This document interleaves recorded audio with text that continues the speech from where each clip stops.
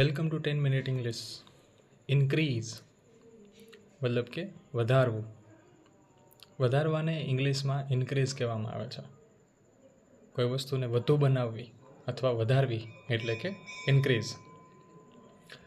Two increase something is to make it large or more, right?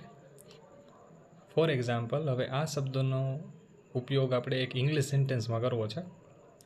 તો એક વાક્ય છે ગુજરાતી કે કંપનીએ પગારમાં વધારો કર્યો.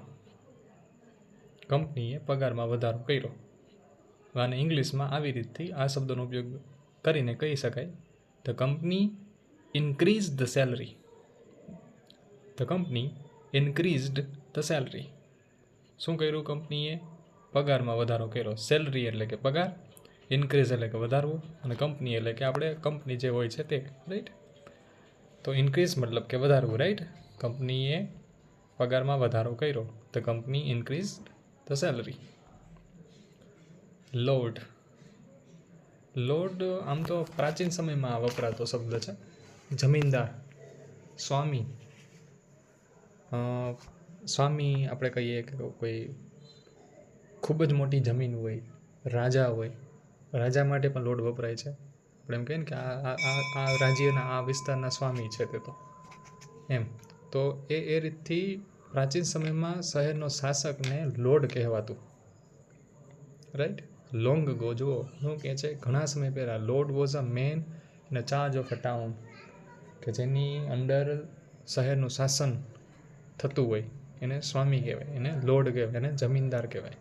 મતલબ જમીનદાર એ તો બીજી સેન્સમાં છે, સોરી, કે જેમની પાસે ખૂબ જ જમીન હોય મોટી, ને એની નીચે ઘણા બધા એના ખેતરમાં કામ કરતા હોય, તો એમ કહે કે લોર્ડ, માલિક, જમીનદાર, રાઈટ? હવે જુઓ, લોર્ડ જમીન પર શાસન કર્યું. શું કહે છે કે લોર્ડે જમીન પર શાસન કર્યું. થોડીક મિસ્ટેક છે રાઇટિંગ, કે લોર્ડે જમીન પર શાસન કર્યું. The lord rule the land. કેવી રીતે ઇંગ્લિશમાં કહેવાશે? The lord rule the land. લોર્ડે જમીન ઉપર શાસન કર્યું. ઓ ઓ મતલબ કે ઋણી હોવું. ઋણી હોવું આપણે જેમ ગુજરાતીમાં કહીએ છીએ, તો ઇંગ્લિશમાં તેના માટે શબ્દ છે ઓ. લીધેલી વસ્તુ અથવા પૈસા પાછા આપવા ના હોવું એટલે ઓ, રાઈટ? તમે કોઈના ઋણી હોવ, તમને કોઈએ પૈસા આપ્યા હોય તો તમે એના ઋણી હોવ, રાઈટ?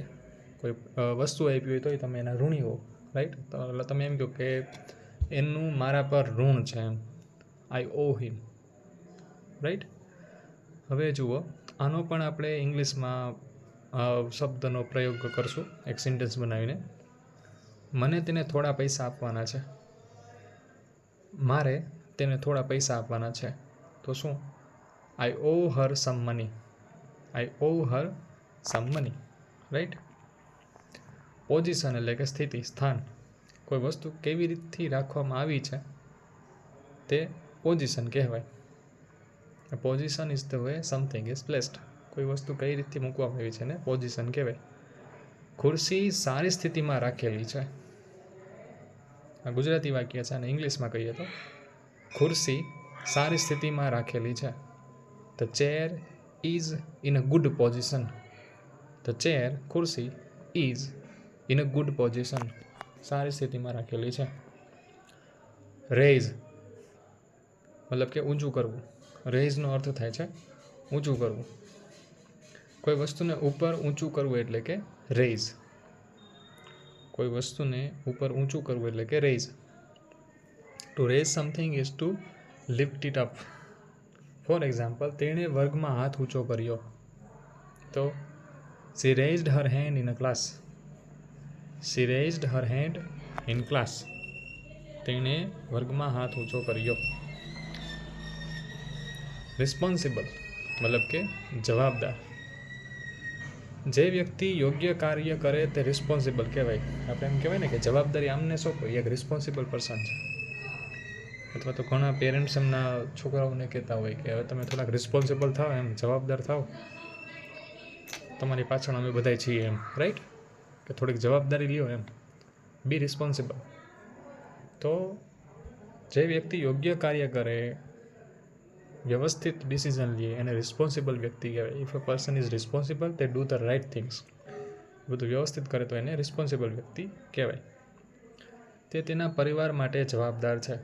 આ વાક્ય છે અને ઇંગ્લિશમાં કહીએ તો he is responsible for his family. તે તેના પરિવાર માટે જવાબદાર છે, મતલબ કે he is responsible for his family. Sight. સાઇટનો ગુજરાતી અર્થ થાય છે દ્રશ્ય, અને સામાન્યપણે જોવા જેવું દ્રશ્ય, સારું દ્રશ્ય, ઇન્ટરેસ્ટિંગ હોય એમ. A sight is something interesting to see, જે જોવું ગમે એને સાઇટ કહેવાય. ફોર એક્ઝામ્પલ, સૂર્યાસ્ત સુંદર દ્રશ્ય હતું. સૂર્યાસ્તનો સમય જે છે એ સુંદર દ્રશ્ય હતું, મતલબ સુંદર દ્રશ્ય કહેવાય, રાઈટ. એ અહીંથી બનાવેલું છે એટલે થોડા ઘણી વાક્યોમાં ભૂલ છે. તો એને ઇંગ્લિશમાં કેવી રીતે કહેવાય જુઓ, કે the sunset was a beautiful site. એટલે કે સૂર્યાસ્તનો જે સમય હતો તે એક સુંદર દ્રશ્ય હતું. The sunset was a beautiful site, right. Spot મતલબ કે જગ્યા, કોઈ ઘટના થતી જગ્યા સ્પોટ કહેવાય. સ્પોટ મતલબ કે જગ્યા, અને ખાસ કરીને a spot is a place where something happens, કે જ્યાં કોઈ ઘટના થઈ હોય એને સ્પોટ કહેવાય. ફોર એક્ઝામ્પલ, આ બગીચામાં મારી મનપસંદ જગ્યા છે. This is my favourite spot in the park. આ બગીચામાં મારી મનપસંદ જગ્યા છે. This is my favourite spot in the park, right. હવે સ્ટ્રક્ચર મતલબ કે રચના અથવા તો ઇમારત. જુઓ, ઇમારતને બિલ્ડિંગને પણ સ્ટ્રક્ચર કહેવાય છે. ઓકે, તો ઇમારત અથવા રચના સ્ટ્રક્ચર કહેવાય.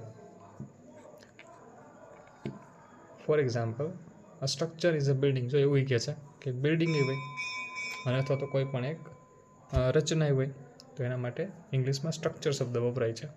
ફોર એક્ઝામ્પલ, જૂની ઇમારત ખૂબ મજબૂત છે. તો એને કેવી રીતે કહી શકાય? The old structure is very strong. The old building is very strong, અથવા તો the old structure is very strong. Whole મતલબ કે આખું. હોલ મતલબ કે આખું. સંપૂર્ણ અથવા આખું હોલ કહેવાય. તેણે આખું પુસ્તક વાંચ્યું. તો એને ઇંગ્લિશમાં કેવી રીતે કહેવાશે? She read the whole book. She read the whole book. તેણે વાંચ્યું શું? હોલ બુક મતલબ કે આખું પુસ્તક વાંચ્યું. તો હોલ મીન્સ આખું. તો આ હતા આજના 10 શબ્દો. ઇન્ક્રીઝ મતલબ કે વધારવું. લોર્ડ એટલે કે જમીનદાર, સ્વામી. આપણે ઈશ્વરની આગળ, એમના નામની આગળ પણ લોર્ડ લગાડીએ છીએ ઇંગ્લિશમાં, કે lord Krishna, lord Ram, lord Shiva, right. Owe એટલે કે ઋણી હોવું. પોઝિશન એટલે કે સ્થિતિ, સ્થાન. ને રેઇઝ એટલે કે ઊંચું કરવું. રિસ્પોન્સિબલ મીન્સ જવાબદાર. સાઇટ મીન્સ સુંદર દ્રશ્ય. સ્પોટ મતલબ કે જગ્યા. સ્ટ્રક્ચર એટલે કે ઇમારત. ને હોલ એટલે કે આખું. સો this is it. Thank you very much. And again a very gentle reminder. Please practice it. Please put these words into your daily conversation, in your daily communication. Wherever you find a right moment where it's happened that you need to use these some of the word, then you must replace your Gujarati words with this. Thank you very much. See you.